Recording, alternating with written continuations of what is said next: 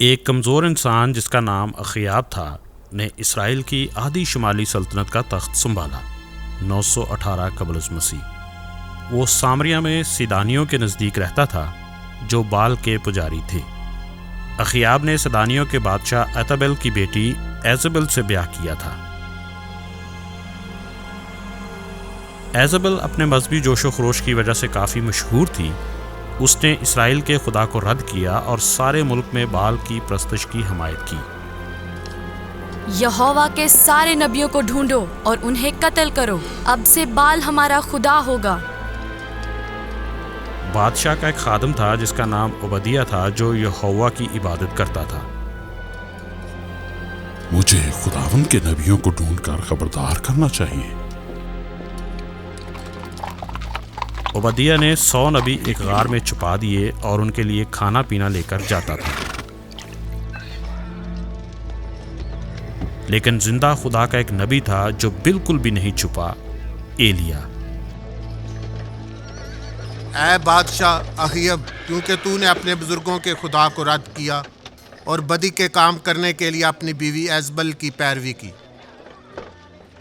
یہوہ فرماتا ہے کہ اسرائیل کی زمین پر بالکل بھی بارش یا اوس نہیں پڑے گی جب تک کہ میں اس کا حکم نہیں دیتا۔ تم اپنے آپ کو نبی سمجھتے ہو؟ کیا تم ہو؟ میرے پاس 1000 نبی ہیں اور انہوں نے قحط کے بارے میں کچھ نہیں کہا۔ پچھلے چند برسوں میں ہمارے ہاں بہت بارش ہوئی ہے۔ تم پرہیزگار فراڈیے، دفع ہو جاؤ میرے راستے سے۔ جیسے ہی قحط بدتر ہوا، لوگ بھوکوں مرنے لگے۔ جھوٹے نبیوں نے بال کو پکارا لیکن بال جواب نہ دے سکتا تھا۔ قحط جاری رہا اور نہ کوئی بارش کا قطرہ اور نہ ہی کوئی اوس پڑی۔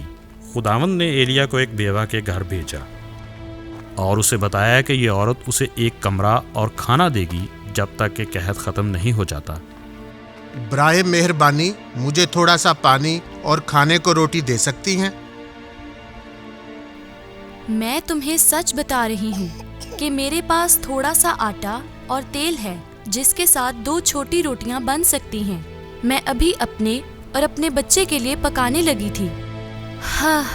ہم یہ کھا کے مر جائیں گے۔ کوئی امید نظر نہیں آتی۔ خدا ہمیں ہمارے گناہوں کی سزا دے رہا ہے۔ نہ ڈرو، خداوند تمہارا خیال رکھے گا۔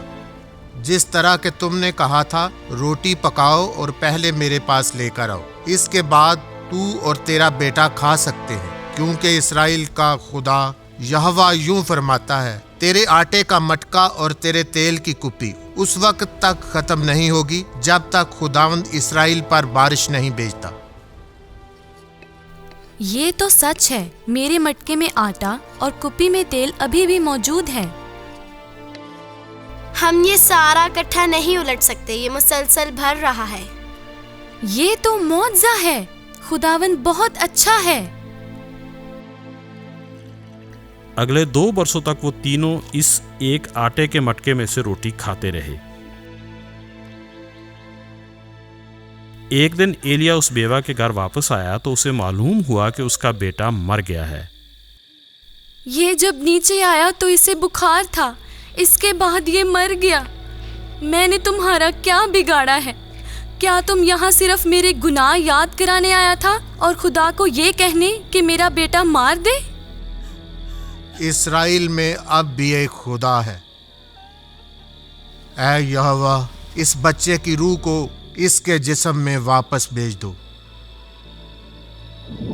خداوند نے ایلیا کی دعا سنی اور بچے کی روح کو مردہ جسم میں داخل ہونے کے لیے بھیج دیا۔ شکریہ ابراہیم، اسحاق اور یعقوب کے خدا، تو ہی خدائے واحد ہے۔ میرا بیٹا! میں نے تمہیں بتایا تھا کہ اسرائیل میں اب بھی ایک خدا ہے۔ قحط 3 سال تک رہا۔ لوگ بھوک سے مر رہے تھے لیکن انہوں نے جھوٹے خدا بال کی پرستش کرنا جاری رکھا۔ بال ہماری کیوں نہیں سنتا اور بارش بھیجتا؟ ہو سکتا ہے کہ بال ایک بہرا بت ہو اور اس کے کوئی کان ہی نہ ہو۔ ایزابل اور اخیاب نے ایلیا کو قحط کا ذمہ دار ٹھہرایا۔ انہوں نے سارے ملک میں سپاہی بھیجے، حتیٰ کہ ہمسایہ ملکوں میں بھی، تاکہ ایلیا کو ڈھونڈیں۔ انہیں حکم دیا گیا کہ ایلیا کو دیکھتے ہی مار دیا جائے۔ ایلیا کو ہمارے حوالے کر دو، اگر اسے تم چھپاؤ گے تو مارے جاؤ گے۔ اخیب، کیا تم مجھے ڈھونڈ رہے ہو؟ کیا تم وہ انسان ہو جو اسرائیل کو قحط کی وجہ سے پریشان کر رہے ہو؟ تم ہی وہ انسان ہو جو اسرائیل کو اپنے بتوں کے ساتھ تکلیف دے رہے ہو۔ چلو یہوہ اور بال میں مقابلہ کر لیتے ہیں۔ اپنے 850 نبی لے کر آؤ اور مجھے کوہ کرمل پر ملو۔ تم نے کہا مقابلہ؟ دلچسپ بات لگتی ہے، ہم تمہیں وہیں ملیں گے۔ کوہ کرمل پر کئی دنوں بعد۔ تم کب تک دو آرا کے درمیان لٹکتے رہو گے؟ خدا صرف ایک ہے۔ اگر یہوہ خدا ہے تو صرف اس کی عبادت کرو، اگر بال خدا ہے تو اس کی عبادت کرو۔ ایک فیصلہ کرو۔ بال کے نبیوں، میں تمہیں مقابلے کی دعوت دیتا ہوں، تب ہم معلوم کریں گے کہ کون سچا خدا ہے۔ اچھا، خداؤں کے درمیان مقابلہ، ہمیں کیا کرنا ہوگا؟ تم بال کے لیے ایک مذبح بناؤ اور میں یہوہ کے لیے بناؤں گا۔ ہم اپنے اپنے مذبحوں پر لکڑیاں رکھیں گے اور ہم لکڑیوں پر قربانی بھی رکھیں گے، لیکن ہم اس کے نیچے آگ نہیں لگائیں گے۔ تم بال سے دعا مانگو اور میں یہوہ سے دعا مانگوں گا۔ جو خدا قربانی پر آگ بیچ کر جواب دے گا وہی سچا خدا ہوگا، اور ہم سب صرف اس کی عبادت کریں گے۔ کیونکہ تم تعداد میں مجھ سے زیادہ ہو، اس لیے پہل تم کر سکتے ہو۔ اے بال، آج ہماری سن، ہم تیرے عظیم نام میں اس قربانی کو چڑھاتے ہیں۔ اے بال عظیم اور طاقتور، اے آسمان کی ملکہ، آ جا اور بال کی مدد کر۔ اگر بال خدا ہے تو پھر ایسا لگتا ہے وہ تمہاری طرف کوئی توجہ نہیں دے رہا۔ ہو سکتا ہے وہ باتیں کر رہا ہو، اس لیے تمہیں سن نہ سکتا ہو، یا شاید وہ کسی سفر پر ہو یا پھر سو رہا ہو۔ یہی بات ہے، وہ سو رہا ہے، اس لیے تمہیں اونچی آواز میں پکارنے کی ضرورت ہے تاکہ تم اسے جگا سکو۔ تم گندے کتو، تم کوئی کام ٹھیک سے نہیں کر سکتے۔ لوگو، ہمت نہ ہارو، شاید ہم اپنے آپ کو زخمی کریں تو پھر بال خوش ہوگا۔ بال کے نبی غصے میں آ گئے اور اپنے آپ کو زمین پر پھینکا، اپنا گوشت کاٹا اور چیخیں مارنا شروع کر دیا تاکہ بال ان کی طرف توجہ کرے۔ اے بال، میں تجھے اپنا خون پیش کرتا ہوں، ہماری سن، آگ بھیج، اپنے آپ کو سچا ثابت کر۔ اپنی طرف دیکھو، 9 گھنٹے سے تم ایک خدا کو بلا رہے ہو اور وہ تمہیں جواب نہیں دے رہا۔ اگر وہ واقعی خدا ہوتا تو اس موقع پر اپنے آپ ثابت کرنے کی کوشش ضرور کرتا۔ اب میری باری ہے، میرے نزدیک آؤ اور غور سے دیکھو میں کیا کرتا ہوں۔ اے بال، تو جواب کیوں نہیں دے رہا؟ یہ اتنا گہرا گھڑا کیوں کھود رہا ہے؟ وہ صرف اس انتظار میں ہے کہ گہرا اندھیرا ہو جائے۔ تم دعا کرنا کب شروع کرو گے؟ یہ گھڑا کھودنے کا مقابلہ نہیں ہو رہا۔ جاؤ اور پانی کے 4 مٹکے لے کر آؤ اور اسے قربانی اور لکڑیوں پر ڈالو۔ پانی؟ انہیں آگ نہیں لگے گی اگر یہ گیلی ہو گئی۔ یہ نبی بے وقوف ہے، یہ سورج ڈوبتا ہوا دیکھنے کے لیے زندہ نہیں رہے گا۔ یہ ابھی زیادہ گیلی نہیں ہوئی، ان پر پانی کے 4 مٹکے اور ڈالو۔ کیا اس کا دماغ چل گیا ہے؟ بادشاہ اسے کیوں برداشت کر رہا ہے؟ کیا زندہ خدا کے لیے کوئی چیز مشکل ہے؟ پانی کے 4 مٹکے لاؤ اور اس کے اوپر ڈالو۔ تم جان جاؤ گے کہ اسرائیل میں ایک خدا ہے جس کا نام بال نہیں۔ اخیاب اب اس بات پر اس کا سر قلم کرے گا۔ پیچھے کھڑے رہو اور دور پیچھے ہو جاؤ۔ یہوہ ابراہیم، اسحاق اور اسرائیل کے خدا، آج کے دن یہ پتہ لگ جانا چاہیے کہ صرف تو ہی سچا خدا ہے اور کہ میں تیرا خادم ہوں اور تو نے ان کے دل اپنی طرف واپس موڑ لیے ہیں۔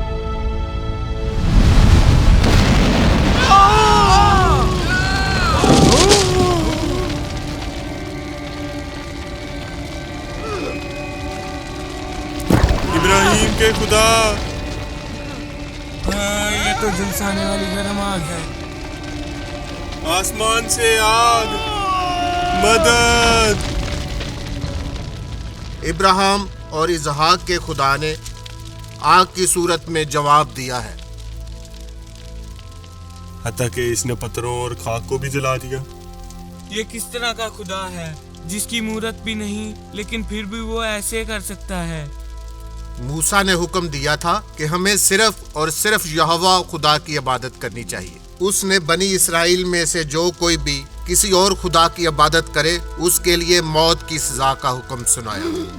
नहीं, रहम करो। मार दो सारे 850। लेकिन हम नहीं ये जानते थे। इनको तलवार के साथ खत्म कर दो अभी। बाल के सारे नबी मारे गए। ऐ बादशाह, तुम्हें कुछ खाने और पीने की जरूरत है, फिर तुम घर जाने की जल्दी करना। मैं बहुतात के साथ बारिश की आवाज सुन रहा हूँ। 3.5 वर्ष पहले एलिया ने अखयाब को बताया था कि इसराइल में उस वक्त तक बारिश नहीं होगी जब तक कि एलिया हुक्म नहीं देगा। बाल के नबियों के मरने के बाद और लोगों के बरहक खुदा की दोबारा इबादत करने के बाद एलिया ने बारिश का हुक्म दिया। इतनी शदीद बारिश से दरियाओं के भर जाने का खतरा था, जिसकी वजह से उन्होंने जल्दी की, वरना वो सैलाब में फंस जाते। एलिया खुदा की बख्शी गई कुव्वत से 20 मील तक घोड़ों के आगे भागता रहा जब तक कि बादशाह के महल तक ना पहुंच गया। अच्छा, मुझे लग रहा है कि तुमने इस एलिया को मार दिया होगा। मैं देख रही हूँ कि बाल बारिश भेज रहा है। नहीं प्यारी, एलिया बाहर खड़ा है। वो कोहे करमल से लेकर सारा रास्ता मेरे रथ के आगे भागता रहा। ये बिल्कुल मजाक है। कोई शख्स रथ के आगे आगे इतना लंबा रास्ता भागकर तय नहीं कर सकता। बाल के काहिन कहाँ हैं? हमें बारिश के बरसने की खुशी मनानी चाहिए। मैंने उन सबको मार दिया है। वो झूठे और दगाबाज थे। तुमने क्या किया? अबे बेवकूफ, तुम्हें एलिया को मारना चाहिए था। लेकिन उनके खुदा ने आग के साथ जवाब दिया। वो एक मौजज़ा था। हमारे काहनों के पास कोई ताकत नहीं थी। सब लोग यहोवा की तरफ मुड़े। लेकिन मेरी प्यारी, मैं क्या कर सकता था? मुझे लोगों का डर था। तुमने मेरे काहिनों को मार दिया, बेवकूफ कहीं के। कोई मौजज़ा एलिया को बाल के गुस्से से नहीं बचा सकता। अगर मैं एलिया को इस बात के लिए ना मार सकी तो फिर हमारे देवता यही या इससे भी बुरा मेरे साथ करें। मुझे चले जाना चाहिए। एलिया खुदा पर भरोसा करना भूल गया और अपनी जान बचाने के लिए भाग खड़ा हुआ। ऐ खुदावंद, मैं जितना बर्दाश्त कर सकता था मैंने किया। मुझे मर जाने दे, इससे पहले कि एजबल मुझे ढूंढ ले। मैं अपने आप से बहुत शर्मिंदा हूँ। मैं तुझ पर भरोसा करने में नाकाम रहा। मैं अपने गुनाहगार बुजुर्गों से बेहतर नहीं हूँ। बस मुझे मर जाने दे। एलिया बयाबानों में 40 दिन तक भटकता रहा ताकि गार में छुप सके। वो कोहे सीना यानी वो पहाड़ जहां मूसा को 10 अहकाम मिले थे तक आया। वहां खुदावन ने उसके साथ कलाम किया। एलिया, तू यहाँ क्या कर रहा है? सिवाय मेरे सब लोगों ने तेरी शरीयत को रद्द कर दिया। तेरे सब नबी मारे गए हैं। तेरी इबादत करने वाला सिर्फ मैं ही अकेला बचा हूँ और वो मेरी जान के पीछे पड़े हुए हैं। जा और खुदावंद के सामने पहाड़ पर खड़ा हो जा। जैसे ही एलिया खुदावंद के सामने खड़ा हुआ, एक तेज आंधी आई, मगर खुदावंद आंधी में ना था। फिर एक जलजला आया, लेकिन खुदावंद जलजले में ना था। बिलाखिर आसमान से एक आग बरसी, लेकिन खुदा आग में भी ना था। खुदावंद एलिया को यह दिखाने की कोशिश कर रहा था कि उसका कहर एजबल से भी बढ़कर नहायत शदीद है। फिर जब आंधी, जलजला और आग खत्म हो गए, एलिया ने खुदावंद की नरम और मध्यम सी आवाज सुनी। उसने एलिया से वो सवाल पूछा जो कि पहले पूछा था। एलिया, तू यहाँ क्या कर रहा है? एलिया ने कुछ भी ना सीखा। वो अभी तक अपने लिए अफसोस कर रहा था, इसलिए उसने पहले जैसा जवाब दिया। سوائے میرے سب لوگوں نے تیری شریعت کو رد کر دیا. تیرے سب نبی مارے گئے ہیں. تیری عبادت کرنے والا صرف میں ہی اکیلا بچا ہوں اور وہ میری جان کے پیچھے پڑے ہوئے ہیں. ٹھیک ہے، اگر تو اسی طریقے سے چاہتا ہے تو جا اور اپنی جگہ علیشا کو نبی بننے کے لیے مسا کر. اور اگرچہ تجھے معلوم نہیں ہے کہ اب بھی اسرائیل میں 7,000 لوگ ایسے ہیں جنہوں نے بال کے آگے سر نہیں جھکایا اور نہ ہی اس کے پاؤں کو چوما ہے. اب اپنے راستے جا، اخیاب کا سارا گھرانہ مر جائے. ایلیا نے علیشا کو بیلوں کو جوتتے ہوئے پایا اور نبی بننے کے لیے مسا کیا. خداوند نے فرمایا ہے کہ تو اس کا نبی ہوگا. میں اپنے بیل خداوند کے لیے قربانی کے طور پر چڑھاؤں گا اور فوراً تیرے پیچھے آؤں گا. اخیاب کے محل کے سامنے نبوت کا ایک تاکستان تھا. اخیاب اکثر اپنے محل کی کھڑکی سے اسے دیکھ کر دل ہی دل میں اس کی تعریف کرتا کہ کاش یہ اس کا ہوتا. وہ جتنا زیادہ اس کے بارے میں سوچتا اتنا ہی اس کا دل اپنے ہمسائے کی جائیداد کے لیے خراب ہوتا. شریعت کے احکام میں لکھا ہے تو لالچ نہ کرنا، لیکن اخیاب نے یہوہ کی بالکل پرواہ نہ کی. اخیاب کے پاس ڈھیر و دولت تھی، اس لیے اس نے فیصلہ کیا کہ وہ تاکستان خرید لے گا. یہ تاکستان مجھے بیچ دو، یہ بالکل میرے گھر کے ساتھ ہے اور میں تمہیں کسی اور جگہ اس سے اچھا تاکستان لے دوں گا. خداوند اس طرح کے کام کی اجازت نہیں دیتا. یہ زمین 500 برس سے زیادہ عرصے سے میرے خاندان کی ملکیت ہے. شریعت ہمیں حکم دیتی ہے کہ اپنے خاندان سے باہر اپنی زمین کو نہ بیچنا. میری جان، مجھے بتاؤ کہ تم روٹی کیوں نہیں کھاتے؟ تم اتنے اداس کیوں ہو؟ کیونکہ نبوت اپنا پاکستان مجھے نہیں بیچے گا. تم بادشاہ ہو، تمہارے ہاتھ میں طاقت ہے، تم جو چاہو کر سکتے ہو. ایک چھوٹی ذات کے کسان کو یہ حق نہیں کہ تمہیں خوشی سے دور رکھے. تمہارے لیے پاکستان میں خریدوں گی. کام ہو جانے کے بعد میں تمہیں اور رقم دوں گی. اب اپنا منہ بند رکھنا، نہیں تو تمہارا بھی یہی حال ہوگا. موسیٰ کی شریعت کہتی ہے تم اپنے پڑوسی کے خلاف جھوٹی گواہی نہ دینا. یہ ہے وہ شخص. ہاں، اس نے کہا ہے کہ بادشاہ کو مر جانا چاہیے. اور یہ کہتا ہے کہ خدا نے بادشاہ کے اندر بدروہیں بھیجی ہیں. پھر تو یہ موت کا حقدار ہے. انہوں نے نبوت کو پکڑ لیا اور اسے قتل کر دیا. یہ لو میری جان، اب تمہیں تمہارا پاکستان مل گیا ہے. تم دنیا میں اس وقت تک آگے نہیں بڑھ سکتے جب تک کہ ظالم نہ بنو. طاقتور ہی زندہ بچتا ہے.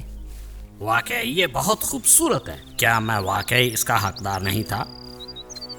ایزبل جانتی تھی کہ اس کے خدا بال کی آنکھیں نہیں کہ کچھ دیکھ سکے، لیکن آسمان پر ایک خدا ہے جو ہر کام دیکھتا ہے اور کچھ نہیں بھولتا.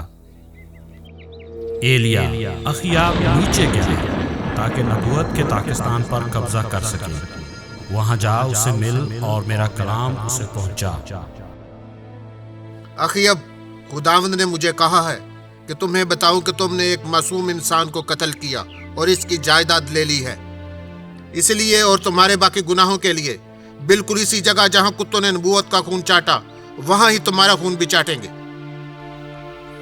کیا میرے دشمن نے مجھے ڈھونڈ لیا ہے؟ تم خداوند سے چھپ نہیں سکتے کیونکہ تم نے جائیداد کے لیے اپنی روح کا سودا کیا ہے. خداوند تیرے سارے گھرانے پر لعنت بھیجے گا. تیرے سارے بچے اور رشتہ دار، حتیٰ کہ چھوٹے بچے بھی مر جائیں گے. تم نے خداوند کا قہر بڑکایا ہے. تیرے گھر کی دیوار کے نزدیک کتے ایزبل کو کھائیں گے. جب تیرے خاندان کا کوئی فرد شہر میں مرے گا تو کتے اس کا گوشت کھائیں گے. اگر کھیتوں میں مرے تو ہوا کے پرندے ان کا گوشت کھائیں گے.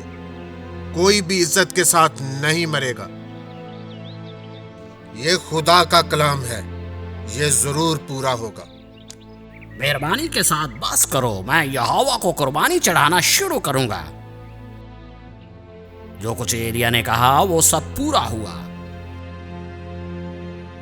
اب اخیاب نے یہوہ کو قربانی چڑھائی، لیکن اس نے پورے دل کے ساتھ خدا کی پیروی نہ کی.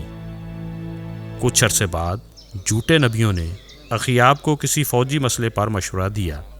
اوپر جاؤ اور رماد جلاد کے ساتھ لڑ اور خدا تمہیں عظیم فتح بخشے گا۔ اور سب نبی اس بات سے متفق ہوئے۔ اخیا بادشاہ، یہوہ نے میرے ساتھ کلام کیا ہے، تم اوپر رماد جلاد کے ساتھ لڑنے جاؤ گے اور وہاں تو جنگ میں مارا جائے گا۔ میکایا کی بات پر توجہ نہ کرو، صرف یہی یہوہ کا نبی نہیں، ہم سارے 400 نبی یہی کہہ رہے ہیں کہ رامات جلاد کی لڑائی میں بڑی دولت اور کامیابی حاصل ہوگی۔ مجھے میکا سے نفرت ہے، یہ میرے لیے ہر بات بری ہی کہتا ہے۔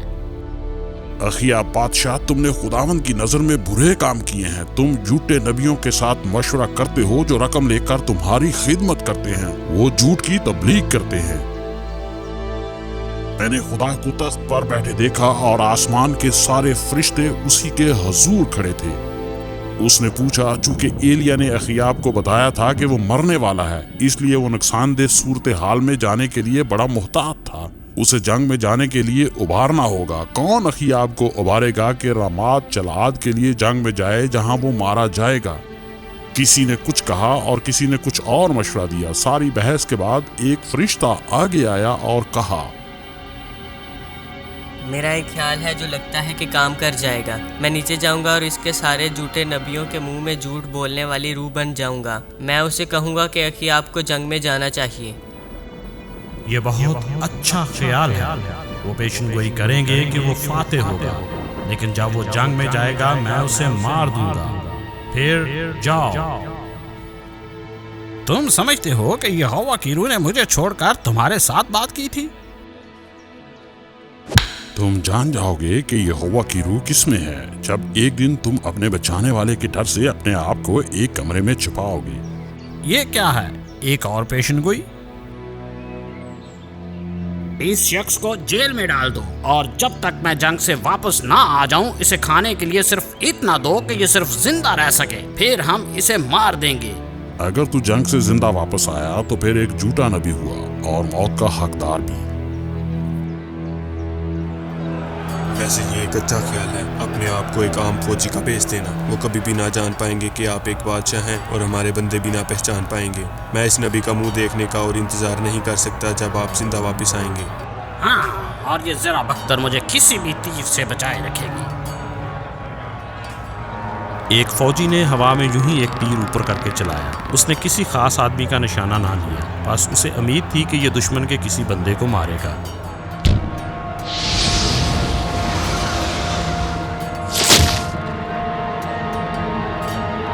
کیا ہوا؟ میرا خون بری طرح سے بہہ رہا ہے۔ صبر کرو، مجھے لگتا ہے کہ یہ مر گیا ہے۔ تیر بالکل اس جگہ پر لگا جہاں سے وہ ذرا بختر سے ڈھکا ہوا نہیں تھا۔ میرا خیال ہے کہ اس کے مرنے کا وقت آ پہنچا تھا۔ خدایا نہیں! اس کی لاش کو نبوت کے پاکستان میں رکھ دو جب تک کہ ہم اس کے دفن کرنے کے لیے مناسب انتظام کرنے کا وقت نہیں نکال لیتے۔ جیسا کہ ایلیا نے کہا تھا، کتے ٹھیک ایزابل کی کھڑکی کے نیچے اس کا خون چاٹ رہے تھے۔ وہ اپنے گھرانے میں پہلا تھا اور باقیوں کی باری اس کے بعد تھی۔ اخیاب کے رتھ سے خون صاف کرنے کے بعد فوجی واپس محل آیا۔ بادشاہ اخیاب اب کدھر ہے؟ کیا وہ اپنی فتح کا جشن منا رہا ہے؟ اے بے وقوف، تو خدا کا نبی نہیں، تو جھوٹا ہے، جیسا کہ یہوہ کے نبی میکایا نے بیان کیا تھا۔ لیکن یہ کس طرح ہو سکتا ہے؟ سب دیندار لوگ اخیاب کے فاتح ہونے پر متفق تھے۔ سب نہیں، میکایا نہیں تھا جسے تو نے تھپڑ مارا اور جیل میں ڈالا تھا۔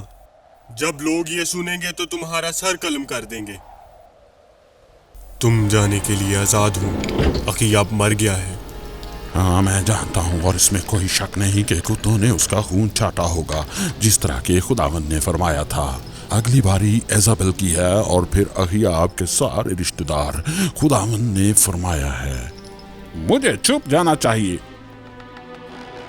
او نہیں، میکایا نے کہا تھا کہ میں جان لوں گا کہ کس میں خدا کی روح ہے جب میں اپنے آپ کو ایک چھوٹے کمرے میں چھپاؤں گا۔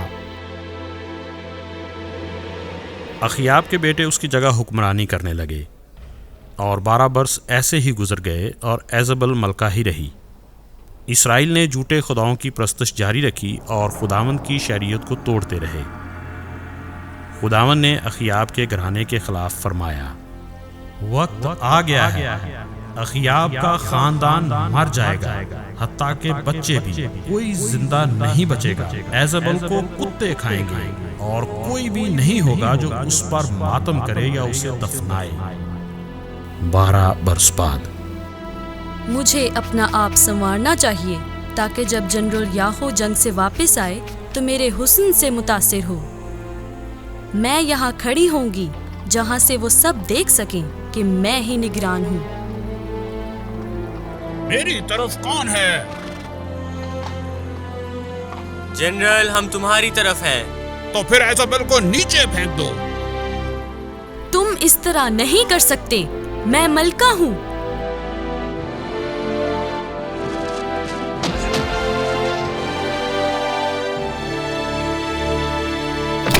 اس کی لاش کو پڑا رہنے دو۔ کتوں نے ایزابل کو کھا لیا اور اس کا خون اسی جگہ سے چاٹا جہاں سے اس کے خاوند کا چاٹا تھا۔ بالکل اسی طرح ہوا جس طرح کہ خداوند کے نبی نے فرمایا تھا، لیکن کتے وہ غلیظ ہاتھ نہیں کھاتے جن سے بہت برے کام ہوئے ہوں۔ جس طرح کہ خداوند کے نبی نے فرمایا تھا، اخیاب کے سارے بچے شہر کے لوگوں نے مار دیے، حتیٰ کہ اس کے خاندان میں سے کوئی باقی نہ بچا۔ جو کھیتوں میں مرے انہیں پرندوں نے کھایا، اور جو شہر میں مرے انہیں کتے کھا گئے۔ کوئی بھی دفنانے کے لیے باقی نہ بچا۔ یہ سچ ہے کہ گناہ کی مزدوری موت ہے۔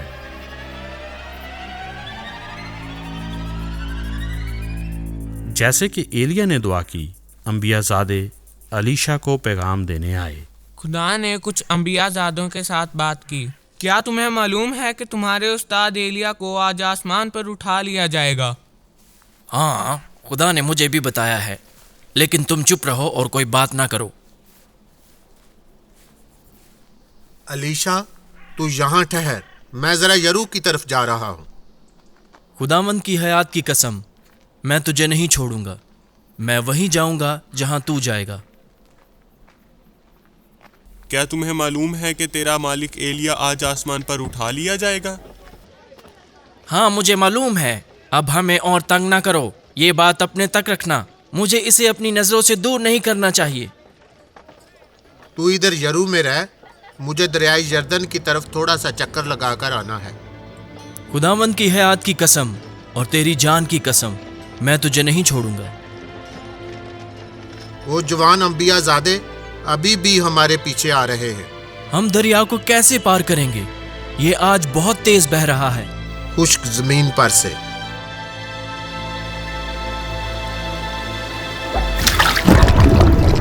کیا تو نے یہ دیکھا ہے؟ پانی کھڑا ہو گیا تاکہ وہ گزر سکیں۔ ہاں، بالکل جیسے موسیٰ کے ساتھ ہوا تھا۔